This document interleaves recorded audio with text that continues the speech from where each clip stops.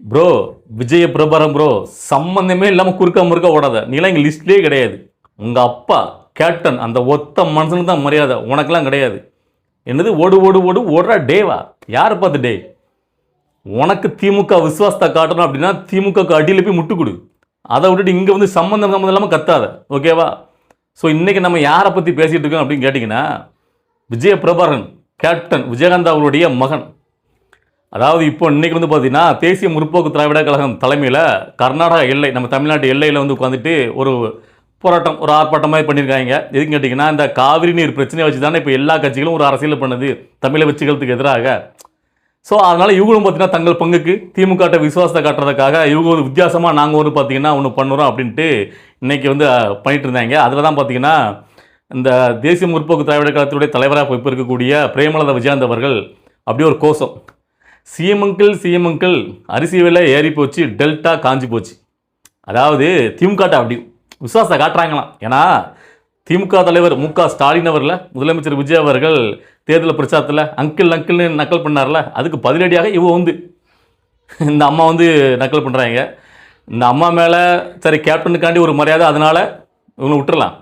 சரி, அவங்க விமர்சனம் பண்ணிட்டு போகிறாங்க. அதாவது முதலமைச்சர் விஜய் அவரில் எதிர்கட்சியாக இருக்கிறாங்களா, அதனால் வந்து பார்த்தீங்கன்னா தண்ணியை நீங்கள் ஏன் வாங்கி தரல, அங்கே போக வேண்டியதானே, எவ்வளோ பிரச்சனை தானே, பயப்படாமல் போய் அவர்கிட்ட பேசி நீங்கள் காவிரி மீட்டு வர வேண்டியதானே, அப்படி அப்படின்னு இவங்க வந்து ஒரு விமர்சனம் வைக்கிறாங்க.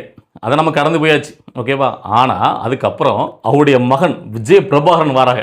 அவர் வந்து தான் இந்த மாதிரி ஒரு விமர்சனம் வைக்கிறார். என்னன்னு கேட்டிங்கன்னா, அண்ணே விஜய் அண்ணே, நீங்கள் தானே வேட்டைக்காரன் வரேன் ஓடு ஓடு ஓடு ஓடுன்னு விமர்சனம் பண்ணிங்களேண்ணே, நீங்கள் ஓடுங்கண்ணே, போங்கண்ணே கர்நாடகாவுக்கு போங்கண்ணே, ஓடி போய் நீங்கள் வந்து காவிரி நீர் மீட்டு வாங்கண்ணே, ஓடுங்கண்ணே ஓடு ஓடு ஓடு ஓடு ஓடுறாடே, டிவி கட்சிக்காரெல்லாம் ஓடுறாடே அப்படின்னு ரொம்ப அநாகரியமான ஒரு விமர்சனத்தை வைக்கிறாப்புல. எனக்கு அதுதான் பார்த்திங்கன்னா இவரை வந்து நம்ம இன்றைக்கி கண்டிப்பாக இன்றைக்கி போட்டு பிறந்துடணும் அப்படின்னு தோணுச்சு. ஏன்னு கேட்டிங்கன்னா, இது வரைக்கும் கேப்டன் விஜயகாந்த் அப்படிங்கிற ஒரு நல்ல மனுஷருக்காக, அந்த ஒத்த மனுஷன் மேலே உள்ள நம்மளுக்கு மரியாதைக்காக இந்த கட்சியை நம்ம பெருசாக விமர்சனம் பண்ண கிடையாது. ஆனால் இவ்வளோக்குள்ளே தரம் தாழ்ந்த ஒரு விமர்சனத்தை அவருடைய மகன் வைக்கும்போது நம்ம அதுக்கு பள்ளி கொடுக்காமல் போக முடியுமா? இல்லை, நான் கேட்குறேன், கேப்டனுடைய மகனே கேப்டன் புரட்சி கலைஞர் விஜயகாந்த் மட்டும் இப்போ உயிரோடு இருந்திருந்தானா உன்னால அவரே செருப்பு கட்டி அடிச்சிருப்பார். இந்த மாதிரி ஒரு விமர்சனம் வைக்கிறதுக்கு, இந்த மாதிரி திமுக கூட கூட்டணி வச்சதுக்கு அவருடைய ஆத்மாவே மன்னிக்காது. அவர் யாரை எதிர்த்து ஒரு அரசியலை பண்ணார் அந்த மனுஷன், நீங்கள் என்ன மானங்கிட்டு போய் அவர் தோற்றதுக்கப்புறம் வெறும் பணத்துக்காக, அற்ப பதவிக்காக, சம்மந்தமே இல்லாமல் அவங்களோட கூட்டணி வச்சுக்கிட்டு நீலாம் இன்றைக்கி வந்து வாய் பேசுகிறேன்னு இல்லை. இவர் வந்து தேர்தலுக்கு முன்னாடி பெரிய எக்ஸ்பீரியன்ஸ் அரசியலில். இவர் வந்து பார்த்தீங்கன்னா நம்முடைய அண்ணன் முதலமைச்சர் விஜய் அவர்களுக்கு ஒரு அட்வைஸ் பண்ணுறாரு. என்ன கேட்டிங்கன்னா, அண்ணன் நீங்களாம் காங்கிரஸை நம்பாதீங்கண்ணே, அவங்க இங்கே இப்படி சொல்லுவாங்க, அங்கே இப்படி இருப்பாங்க, நம்மளை நடுத்தல் விட்டு போயிடுவாங்க, அதனால் என்னுடைய எக்ஸ்பீரியன்ஸில் நான் சொல்கிறேன், நீங்கள் வந்து காங்கிரஸை நம்பாதீங்கண்ணே. யார் இந்த பைய? சிரிப்பு தான் வந்துச்சு எனக்கு அப்போவே. இப்போ நக்கிட்டு போச்சா? இல்லை, முதல்ல இவங்க வந்து அதை காங்கிரஸ் கூட நீங்கள் சேராதுன்னு சொல்கிறதுக்குலாம் ஒரு தகுதி வேணும்ல. முதல்ல நீங்கள் யோக்கியமா காங்கிரஸ் கூட சேரக்கூடாது, இவங்க திமுக போய் கூட்டணி மானங்கெட்டுத்தனமாக திமுக கூட கூட்டணி வச்சுட்டு இன்னைக்கு சொல்கிறாப்புல, அதாவது கேப்டன் மட்டும்தான் மக்களுக்கான ஒரே தலைவர். எப்பா, கேப்டன் மக்களுக்கான தலைவர் தான், ஆனால் ஒரே தலைவர்லாம் நீங்கள் வந்து முத்திர குத்த முடியாது, ஓகேவா? நான் வந்திருக்காரு அவருடைய தம்பி, அதுக்கு அடுத்தாப்புல முதலமைச்சரா கேப்டன் சாதிக்க முடியாதையும் சாதிச்சுட்டு உட்காந்துருக்காரு, புரியுதா? முதல்ல உங்கள் அப்பாவை பற்றி உனக்கு ஒரு புரிதல் இருக்கணும் தம்பி. நம்முடைய அப்பா எப்பேற்பட்டவர், அவருடைய எண்ணோட்டங்கள் என்ன, அவர் எதுக்காக இந்த அரசியல் கட்சி ஆரம்பிச்சுட்டு வந்தார், அதனுடைய நோக்கம் என்ன அப்படின்னு தெரிஞ்சிருந்தா நீ இந்த மாதிரி திமுக கூட கூட்டணி வச்சிருக்க மாட்டீங்க, இந்த மாதிரி சம்மந்தம் இல்லாமல் வளர மாட்டீங்க. இப்போது நீங்கள் அந்த உங்களுடைய கட்சியே அழிஞ்சிட்டு உங்கள் கட்சியில் ஒன்றும் கிடையாது, நல்லா புரிஞ்சுக்கணும். எப்படி சீமானுக்கெல்லாம் ஒரு நிலைப்பாடோ அதே நிலைப்பாடு தான் உங்களுக்குலாம். நீங்கள் சும்மா வச்சு உருட்டிட்டு அடையிடலாம், புரியுதா? உங்களுக்கு 10 சீட்டு திமுக சம்மந்தமே இல்லை. அதாவது உங்கள்கிட்ட ஏதோ ஒன்று இருக்குன்னு நினச்சி கொடுத்துட்டாங்க திமுக கூட்டணியில். இனிமேலாம் 10 சீட்டு நீங்கள் கனவே காண முடியாது. நீலாம் வந்து பார்த்தீங்கன்னா உங்கள் அப்பாவுடைய கனவை நினைவரிச்சுன்னா உங்கள் அப்பா எந்த மாதிரி ஒரு கனவை கண்டார், அவருடைய எண்ணத்துக்கு ஏற்ற மாதிரி எப்படி செயல்படணும். எனக்கு இப்போ தான் எனக்கு ஒரு டவுட் வருது. உங்கள் அப்பா இறந்தார்ல, அந்த இறப்புலேயே எனக்கு இப்போ ஒரு சந்தேகமே வருது. நீங்களாம் உங்களுடைய சுயலாபத்துக்காகவே அவரை காப்பாற்றணும்னு நினச்சிருந்தா எப்படினாலும் நீங்கள் அவரை காப்பாற்றிருக்க முடியும். ஏன் காப்பாற்றிருக்க முடியாதா? அவருக்கு என்ன தான் நோய், என்ன தான் பிரச்சனை? ஜெயலலிதாவுடைய மறைவு எப்படி ஒரு மர்மமாக இருக்கோ, அதை விட பெரிய மர்மமால இந்த மர்மம் இருக்குது. இதே நம்ம தோண்டி எடுத்து பார்த்தா பெரிய பெரிய கதைகள்லாம் பின்னாடி இருக்கும் போலையே. இல்லை, எதுக்காக அவர் வந்து பார்த்தீங்கன்னா இறக்கணும்? உங்கள்கிட்ட இல்லாத பணமா? நீங்கள் நினச்சினா தான் அந்த மனுஷனை எங்கே வேணாம், அமெரிக்கா எங்கே வேணாலும் கூப்பிட்டு போய் அவரை வந்து குணப்படுத்தியிருக்க முடியுமே. ஏன் நீங்கள் அதை ட்ரை பண்ணலை? ரஜினிகாந்த் அவருக்கு உடல்நிலை சரியில்லைன்னா போகிறாரு. ஏங்க ஒரு திமுக ஒரு அமைச்சர் உடல்நிலை சரி சிங்கப்பூர் போகிறாரு, அமெரிக்கா போகிறாரு. இப்போ இவரே அந்த மாதிரி கொண்டு போய் அவருக்கு என்ன பெரிய பிரச்சனைங்கிற போது இதுக்கு முன்னாடி நல்ல திடகாத்திரமாக இருந்த மனுஷன் தானே. ஏன்னா மது பழக்கம் மட்டும்தான் அவருக்கு இருந்துச்சு. வேற என்ன அவருக்கு வந்து பார்த்தீங்கன்னா உடலில் அவ்வளோக்குள்ள பார்த்தீங்கன்னா உடனே எப்படி ஒரு மாதிரி ஆயிட்டார மனுஷன். அப்போ எனக்கு என்னமோ அவரை வச்சு வச்சு காமிச்சு நீங்கள் வந்து பார்த்தீங்கன்னா அவரை குணப்படுத்தாமல் அவரை அப்படியே உடல்நிலை மோசமாக இருக்கிறத காமிச்சு ஒரு அரசியலை பண்ணி வேறு எதுவும் பக்காவாக பிளான் போட்டிங்களா? இல்லை நான் கேட்குறேன்.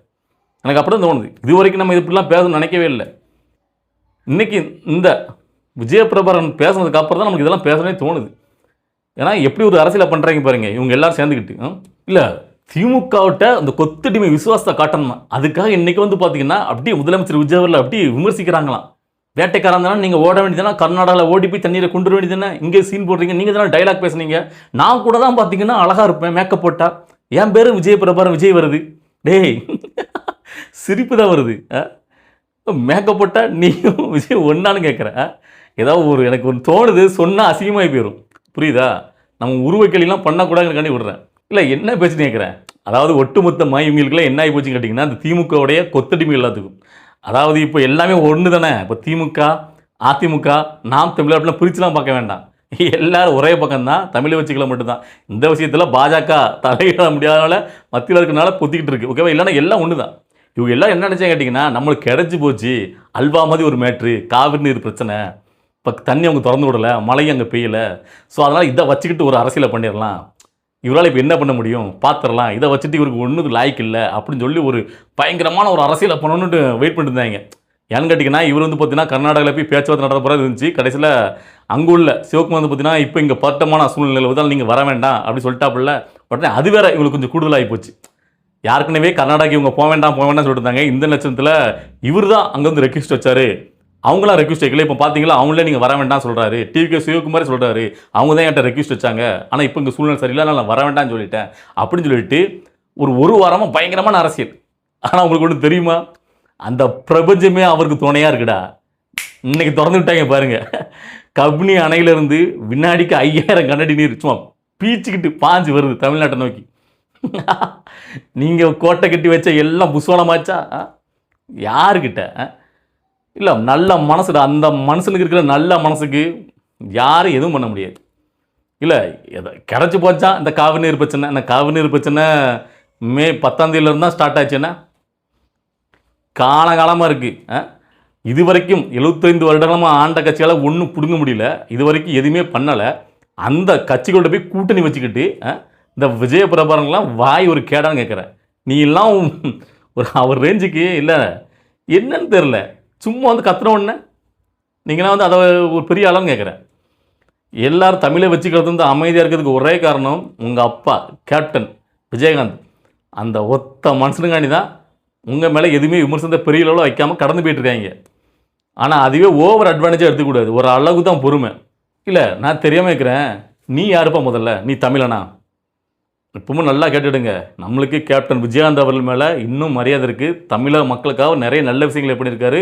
அது ஒரு உத்தமன். எனக்கு அவர் மேலாம் எந்த ஒரு விமர்சனமும் கிடையாது.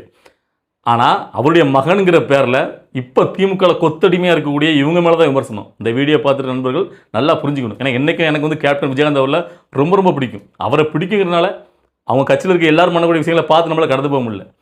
இல்லை என்ன பிரச்சனை இருக்கிறேன் முதல்ல இவங்கெல்லாம் வந்து பார்த்தீங்கன்னா ஏதோ வந்து பார்த்தீங்கன்னா யோகே சிகாமணி மாதிரி முதல்ல நேற்று பேசாமல் பாருப்பா.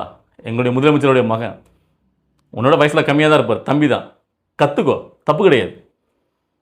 இன்றைக்கி 2வது வீடியோ கூட நான் பார்த்தேங்க. அதில் அவ்வளோக்குள்ளே இங்கே சுச்சுவேஷன் எப்படி போயிட்டுருக்குன்னு தெரியும். அதில் ஒரு வார்த்தை சொன்னார் பாருங்கள்.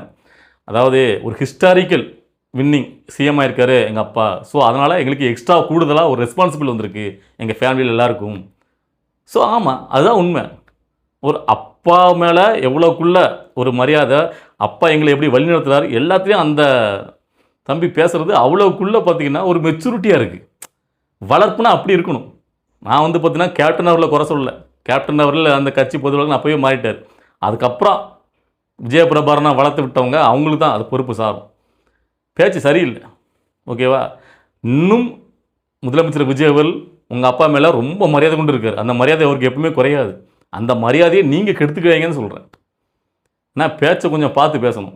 சரி, யார் எத்தனை பேர் என்ன மாதிரியான ஒரு அரசியலை முதலமைச்சர் விஜய்க்கு எதிராக கட்டமைக்கணும்னு நினச்சாலும் அந்த பிரபஞ்சமே அவருக்கு துணையாக இருக்கிற வரைக்கும் யாரும் ஒன்றும் பண்ண முடியாது. ஸோ இன்றைக்கி ஆட்டோமேட்டிக்காக காவிரி நீர் வந்துட்டு இனிமே வேறு என்ன பண்ணலாம், இதுக்கப்புறம் என்ன ஒரு அரசியலாக அவருக்கு எதாவது திருப்பலாம் அப்படின்ட்டு ட்ரை பண்ணுங்கள். ஸோ இன்றைக்கி இந்த வீடியோவை பார்க்கும்போது உங்களுக்குலாம் என்ன தோணுச்சு? இந்த கேப்டன் விஜயகாந்தோடைய மகன் அநாகரிகமாக அவர் விமர்சிக்கிறத பார்க்கும்போது உங்களுக்கு எப்படி என்ன ஒரு பதிலடி கொடுக்கணும்னு தோணுச்சு அப்படிங்கிறத உங்களுடைய கருத்துக்களை கமெண்டில் பதிவு பண்ணுங்கள். அடுத்தது கட்ட அரசியல் நிகழ்வை பார்த்து நம்மளுடைய வீடியோ வரும். வெயிட் பண்ணுங்கள். பாய்.